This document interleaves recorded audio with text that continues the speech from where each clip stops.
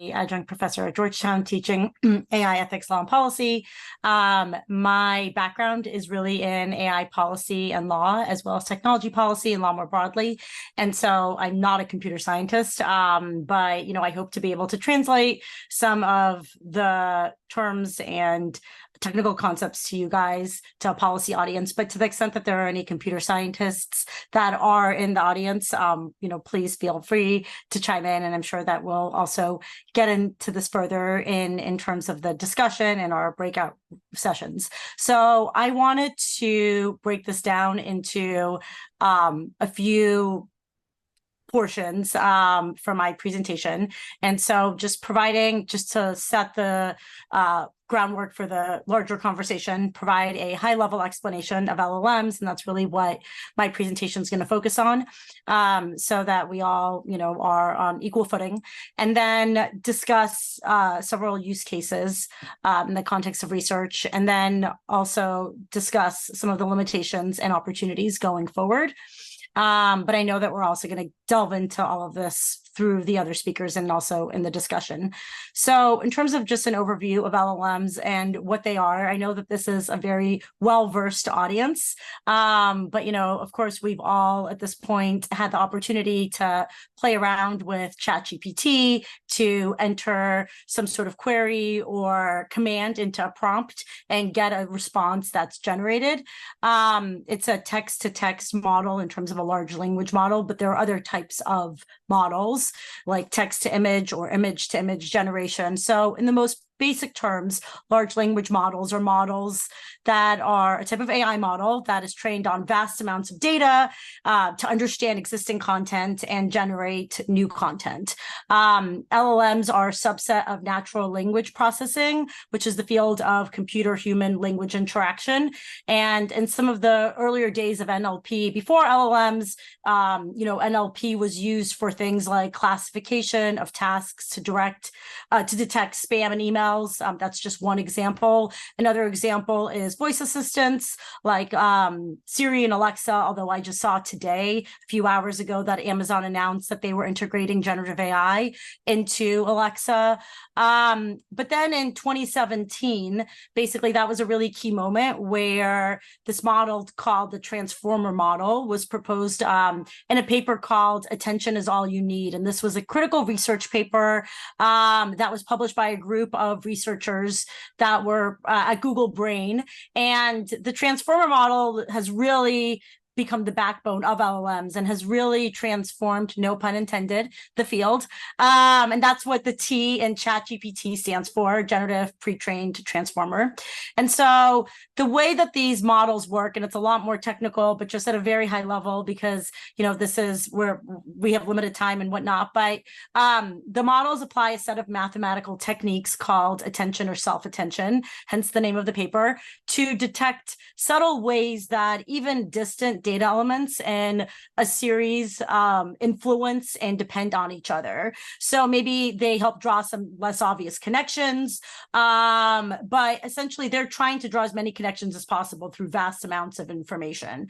And it's being able to draw these connections that between these various elements that is a really critical part of large language models. And that's why they're able to generate some more human-like responses, essentially. So I know that I didn't go into a lot of the subtleties, but at a very high level, that should kind of give you a sense of large language models and the critical aspect of that transformers models play as part of large language models. And a very brief timeline of events. So this paper was published in 2017. In summer of 2018, that's when OpenAI released the GPT-1 model. And that was when I think some of this stuff really took off. And the model leveraged the attention mechanism and pushed the transformer models really into the spotlight of AI research. And then in 2019, ChatGPT-2 was released. In 2020, we get into ChatGPT-3 and not ChatGPT, just GPT, GPT-3. And that really marked kind of some of the more unprecedented capabilities for generating human-like text. And then came November 2022, last November, where GPT 3.5 was released, and that's when we got ChatGPT. And then March 2020, 2023, just earlier this year, is when we saw ChatGPT 4, and everything's been exploding since. But obviously, GPT and ChatGPT aren't the only models, right? There are other foundation model companies are producing some of these models. Like Google has Bard, Anthropic has Claude, Meta has Llama 2.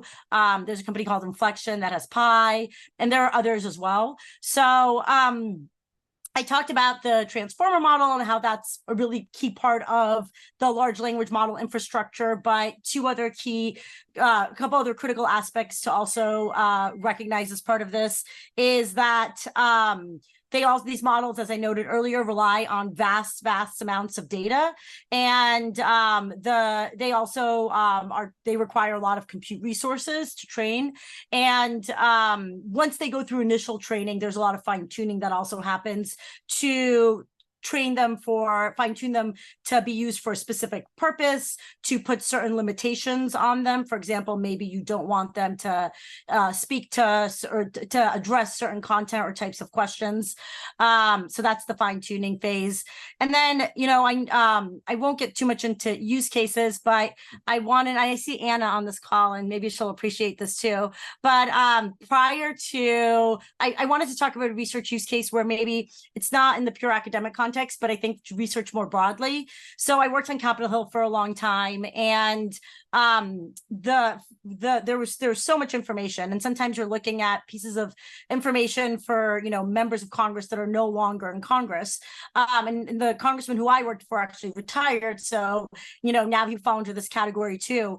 And there's a lot of institutional knowledge that might be lost because there's resources like congress.gov and other resources, but for the most part it's still, there's a lot of things that are not in one place. And Library of Congress has some information, but really there's so much that you could tap into if you had this more centralized. And the House Administration Committee, which oversees congressional operations, they came out with a report last week on some of the use cases for AI in the context of Congress, some of the things that they were looking at, some of the pilot programs.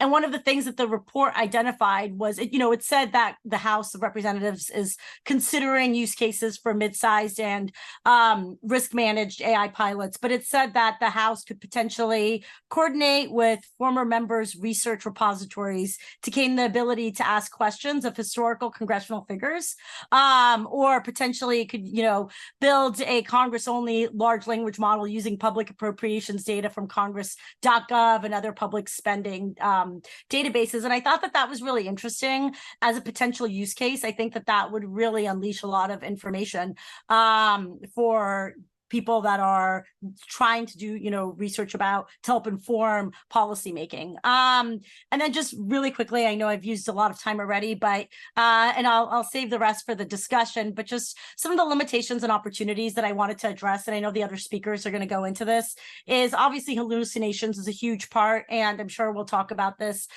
later, but where the model's just making up information with a lot of confidence and biases and whatnot. But oftentimes the models, when they produce these results, they don't link to any source, or the source that they do link to is doesn't even match the information, the output. That's a huge problem, I think, from a research standpoint.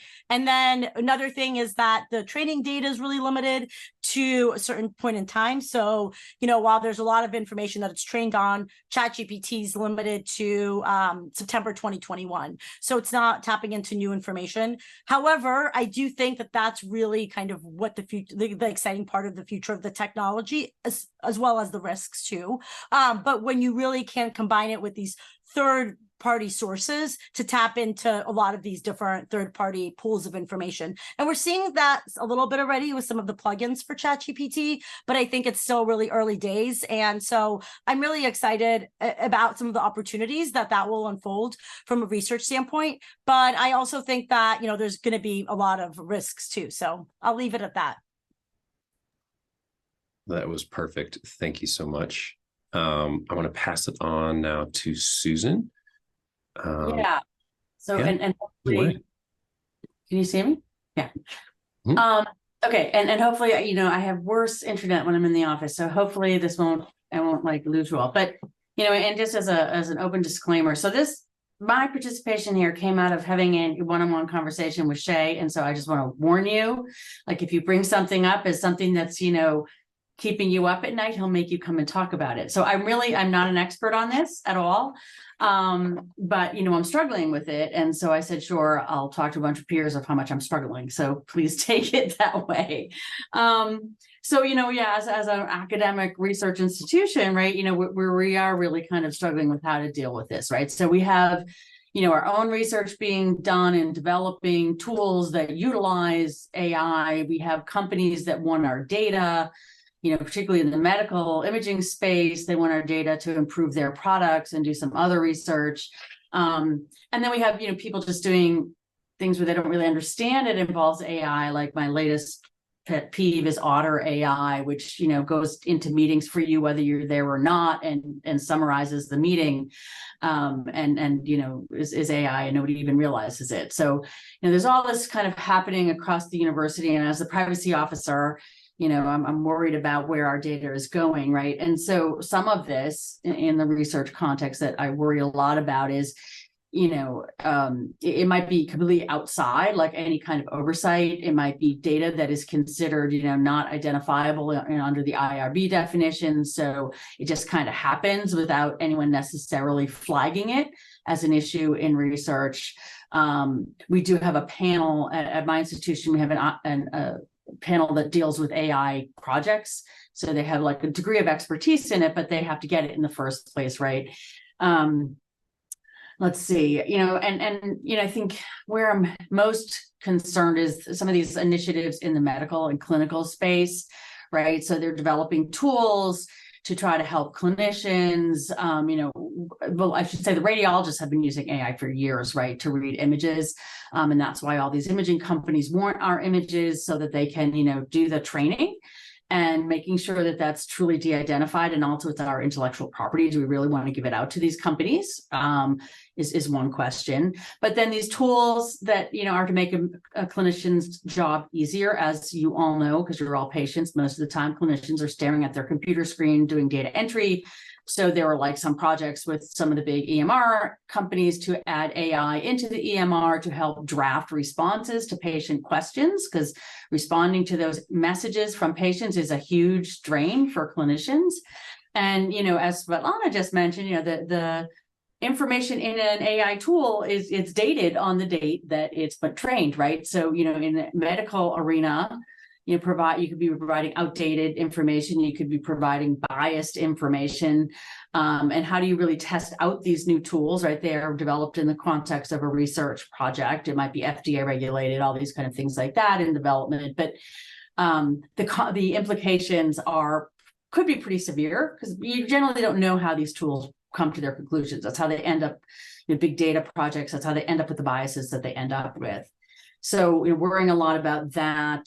And of course, from my privacy hat, I'm really worried about the data that goes out the door and into these tools, right? And I don't think people, we have some pretty savvy people here at the university, but I'm not sure they always are aware that once this goes into the tool, it's basically, the barn door is open and the horses are running out and you'll never get them back. Right. So, you think about someone using an AI tool to help write a grant proposal. I know NIH has specific prohibition on using AI in the context of doing grant proposal reviews, right? So they can't use AI to do their review summary and reviewing a grant because they recognize the issues with that. But, it could be, people could be trying to put them into these tools, and then they've lost their intellectual property rights. They've lost their, great, brilliant idea that's going to get a Nobel Prize. It's now going to get spit out into someone else's use of the AI tool. So I think there's just a lot happening. And what really was, by giving us the timeline, Svetlana really, shows how quickly this has come about. And I really don't feel like we've had time to catch people up on it. I am non-technical. I'm trying to figure it out. There's other researchers, they're not technical in this area, and they've got to, try to get them on board to understand what this tool is, what its limits are, and what the implications could be. I'm trying to also think, with it going out, there's also that issue in a clinical trial. Are you putting a proprietary compound into information or clinical trial protocols, or proprietary, sticking that into a ChatGPT to improve your consent form could be a really bad idea, right? It might get some really well-written consent form, but you've now, again, lost control of the data. I think you all know kind of this stuff. And then, so really what we're trying to do here is raise awareness. We're providing guidance of really things to think about with using AI. Know that once you put it in there, it's probably public. Holding people back, particularly in the medical side, saying, we're not against developing AI tools, but let's be thoughtful about it, and be careful about it.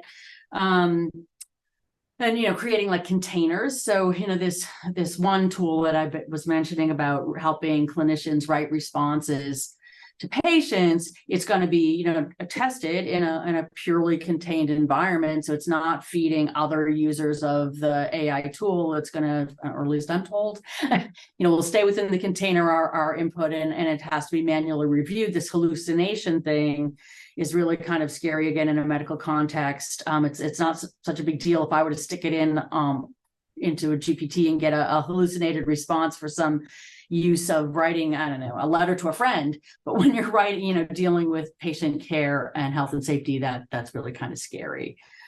And I think the other thing we're thinking about is, in developing these tools, can we develop some of them using synthesized data or other, data that's been, some of these privacy enhancing technologies to feed in the data, so that you can develop a tool or use the AI, but not jeopardize the privacy of any personal information. So that's my laundry list of what keeps me up at night, and I don't have any answers to any of those. So with that, I'll pass it on. Oh, that's fantastic. Follow up before we go to Amber. You said that the NIH has a policy that you cannot use LLMs to review. Is there a policy that anyone knows of that you cannot use to write a grant? Not that I've seen, but I'm going to drop the link to this, the NIH guidance for peer review process into the chat. Yeah. Beautiful. And we'll make sure that gets into the notes. Thank you. Amber, welcome. Say all the things. Thank you so much for being here. Hello, thank you for having me today. Let me see if I'm able to share my screen here. I do have slides because I'm not as skilled as the speakers before me, and I need to have a visual aid to be able to make sure I hit all of the points. So again, my name is Amber Ezel. I'm a policy counsel here at FPF on the AI team. And you could imagine we've been very busy this year, since 2023 has been the year of AI. I think the previous speakers hit the nail on the head as far as the ethical and policy challenges of generative AI. But I really wanted to kind of give a high-level overview of some of these ethical and policy challenges, and kind of what organizations should be thinking about, and researchers should be thinking about as they use these tools in their work. Again, as everybody's well aware at this point, in general, LLMs and generative AI has been something that, I think one of the main things about these tools is that it really has democratized technology and put it in the hands of, not just technologists, but, everyday folks that are doing research, are using it to complete job tasks and really even just simplifying tasks. And so I think that there's a lot of promise in terms of what generative AI tools and LLMs can do, but it's really important to understand that there's limitations and risks associated with it as well. And I think one of the things that really is important to pay attention to is, every field, every specialty is going to have a different use case for generative AI tools, but there's also different policy considerations that need to be taken into account. as the previous speakers touched on, if you're using LLMs for health research, or you are using patient information, or you have human subjects that you're inputting into these tools to have it analyze certain data sets. There's obviously certain ethical concerns and considerations that need to be taken into account. And I think one of the other challenges with generative AI tools and LLMs right now is there is no across the board standard for what the use looks like, the regulation looks like, and different organizations have different policies and procedures in place to governing the use of generative AI tools. So, certain academic institutions might limit researchers or professors from using the tools, or students from using the tools, but there's no across the board standard. If someone is submitting a grant, is that granting institution, do they have certain restrictions that maybe a researcher or an academics institution might not have in place? And so I think it's really important to kind of make sure that it's clear to understand what the limitations and appropriate uses for generative AI tools are. And so it's really important. I think one of the things, again, about the democratization of these tools is that it puts it into the hands of anybody. Anybody can go onto ChatGPT or Google Bard or other tools and use it to generate content. But not everybody understands the technology and how it actually works. And so it's really important, especially for researchers, to be properly educated, or at least have a requisite understanding of how the tools actually work. Hallucinations was brought up before. Am I making sure that I'm still doing my due diligence if I'm using these tools to make sure that, even if something is cited to, that the thing that's cited to is actually that source? Because it is, I've used these tools before, just playing around with them, and even the citations might not actually be correct. And so what happens? Like, how do you even find the original source? Because since these tools are trained on vast amounts of data, it's often difficult to even identify what the original source that was used to train the data set. And so I guess I just want to highlight like 3 policy considerations for research use of generative AI. So first, when users are sharing personal information with LLMs, and this was just alluded to, but there's legal obligations that have to do with data protection and privacy, regulatory compliance, depending on what kind of research you're doing as well. And then I think the biggest piece that we're going to see moving forward in terms of generative AI is the intersection of generative AI and intellectual property concerns, because it really is challenging to identify what is considered original anymore. I think especially when folks are using these tools, and really determining to what extent is someone using these tools. The Copyright Office has already said that you can't copyright LLM generated work. And so what does that mean for those that are creating and conducting research that may have used LLMs in that process? And then a big piece to understand as well is the potential for bias and discrimination and misinformation. And so for the sake of time, I won't get into everything, but I just really want to underscore that LLMs, because they're trained mostly on internet data, they often reflect and perpetuate societal biases. And so it's really important to understand this when you're using these tools, to not necessarily take things to take things at face value, and understand that there may be underlying biases, even when you're, especially when you're dealing with research that has to do with human subjects, like making sure that the outcomes and the recommendations are, sound, and making sure that you have,